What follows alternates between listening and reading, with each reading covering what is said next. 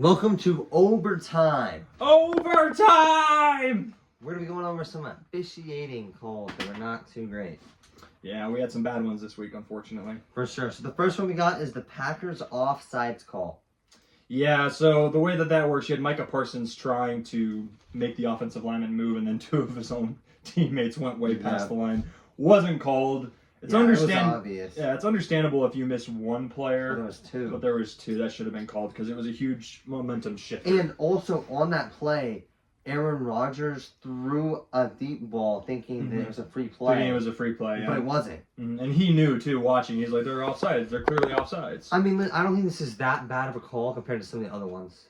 This one's two different players completely It's pretty offsides. bad, but just how it affects the game wasn't that big of an effect. It's pretty egregious. It's pretty bad. Next up, the PI on the Eagles. Yeah, so you had both the receiver and the DB playing a little bit handsy here and there. Mm-hmm. And the DB at the last second kind of half looks back, but that should have been called defensive pass interference. Yeah, and it was called offensive pass. It's called offensive, which is completely wrong. That's rough. And we'll get to the other one on the same game. Same game, Eagles and Giants, yeah. Yeah. Before that, scoop and score from the Bucks. Yep, that's a touchdown. Antoine Winfield Jr., or is it senior? I'm not sure. That was a clear fumble and a touchdown. Yeah, and I think a lot of the issue with that is like blowing the whistle too early. Mm-hmm. That happened a couple of times too. A couple of errant whistles where someone was like, "We didn't even hear a whistle." Yeah, you can't make one into existence. Do you think? Here's my question to you: do you think that if the whistle is blown and the play is dead, can they overturn that later? So here's one thing that I think the league should consider when it comes to the owners meeting and the officiating meetings come this offseason is the whistle blowing should not necessarily be the end of the play, specifically for review purposes, because we've had so many things that should have been turnovers, but they're blown dead because the whistle is the almighty ruling. I'm going to disagree with that. Okay. I think that when you're an NFL player, a young NFL player, or young football player even, you're taught when the whistle blows, you go till the whistle blows. Right. And so it's just an unfortunate situation where, there could be a fumble, but the whistle blows. So maybe make it this way. There are a lot of good officiating people out there that purposely will not blow the whistle. Yeah, that's just to see where the play goes. But at the same time, maybe you still have the whistle, but that for review purposes only, that should not kill the play. Or maybe what you could do is, because you know how, like, a referee can award a touchdown? Mm-hmm. Like, something like that. Like, when it's obvious, like, in the scoop and score situation, because, correct me if I'm wrong, but the Bucks didn't even get the fumble at all, right? It wasn't correct. They ruled the guy down. But he wasn't. He wasn't down. It was a clear fumble. Okay. It's a clear scoop and score. Maybe what you do in that situation is, wherever the Bucks guy got the ball, give him the ball there. Yeah. You don't need to get the touchdown, but I think that's fair. But it's really hard to officiate that properly. Well, the problem, and this is my main standing point, the ultimate ruling is the whistle goes, that means the player is down, play's dead. That should be reviewable. That way you're still keeping the whistle blows the play dead, but now it's reviewable.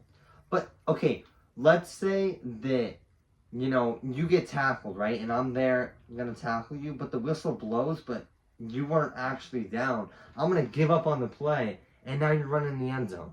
Mm-hmm. So what am I supposed to do? Just wait and tackle you? You never give up. Because if I tackle you after the whistle, that's a foul. Mm-hmm.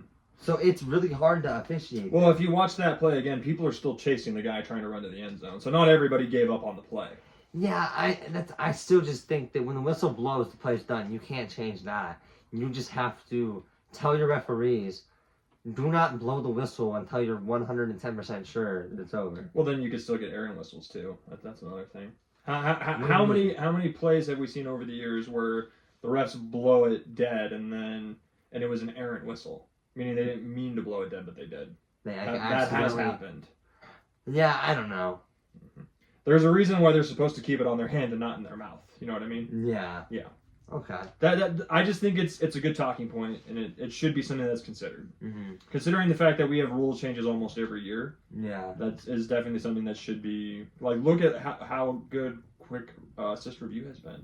Yeah. It's made a lot of things right, and it's quick. And so. the overhead, like where the ball's at. Have you seen that? Yeah, the what they stole from the XFL, I forget what they called it. The Hawk camera or Yeah, something like that. Some weird name. That's good. And do you like the chain gangs out of the picture now or no? They're still a part of the game. They're a part of it, but like they don't go out there and like measure it and you get that dramatic reveal, you know? Well, I mean, that's the other thing too that I'm still wondering, because I don't know if this is a conspiracy theory or not, that apparently the ball has a chip in it that tracks where it is on the field. That's how they get If that's the case, then why do we even need the chain gang, right? It should be like pretty accurate. I think it's more for like the people on the field. You're right.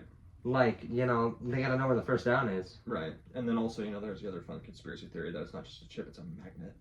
A magnet. To make You the know ball come to the ground. They need to paint the lines on the field with the first down every time. There you go. When I was a kid, I definitely thought that was what was going on there. Let's make it more fun. Let's get rid of all the colored lines just in general. It's just a grass field and you have to figure out where you're at. I'm just kidding. Don't do that. Way too much figuring. All right, what's the other one? Last one was a tush push fumble. So that was the worst one in my opinion. Clearly, I think they did forward progress, right? So he's down because of that, even though he's clearly not down. And He was clearly still fighting. And here's the thing: is the tush push. This is the hot take. It needs to be banned. I can go either which way with that, simply because the tush push isn't anything new. The quarterback sneak is what it was called beforehand, but you didn't have anyone behind the quarterback pushing as much. Yeah, and it's hard to. Yeah, it almost got voted out. It almost did, which, you know, that again, it's a guaranteed first down. Is basically it's kind of an unnecessary advantage. So it makes sense why people would want to get rid of it. And it's hard to officiate with the offsides. There's been a lot of offsides. Well, that's now you have actual evidence on tape of it's hard to tell what's going on with the football because there's too many bodies. So maybe now you ban it simply just because of that. Yeah, I say ban it. Yeah, let us know what you think. Should the tush push officially be banned? Maybe it's time. Also, do you think the tush push will get banned?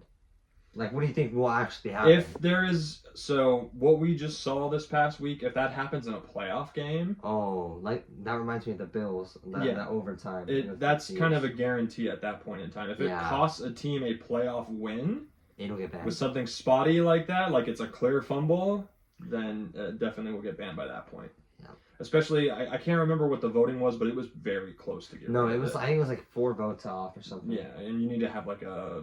They do it differently. It's not like just a simple majority. You have to have it's like 3/4 or something. Yeah. You have to have. I think it's like basically 23 teams. Yeah, something like that. Yeah, and a lot of teams don't care. I mean, whatever. We can stop it. Yeah, the Lions were the only team that voted to keep it that played the Eagles. Fun fact. Interesting. I wonder how they feel about it now. Someone get MCDC on the phone and ask him. Yeah. Well.